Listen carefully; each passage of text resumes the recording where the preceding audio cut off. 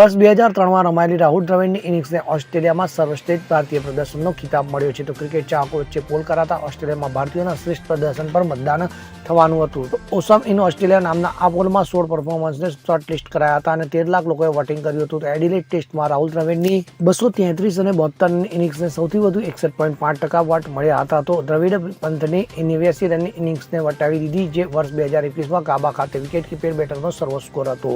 તો આ પોલ ઓસ્ટ્રેલિયામાં બોર્ડર ગાવસ્કર ટ્રોફી પહેલા કર્યો હતો. તો 5 ટેસ્ટની મેચની આ સિરીઝ આગામી 22મી નવેમ્બરથી પ્રથમ શરૂ થશે. તો છેલ્લી ટેસ્ટ આગામી 3 જાન્યુઆરી 2025થી સિડનીમાં રમાશે. Bureau report CN24 news. હવે જુઓ દેશ દુનિયાની તમામ ખબરો તમારી આંગળીના ટેરવે.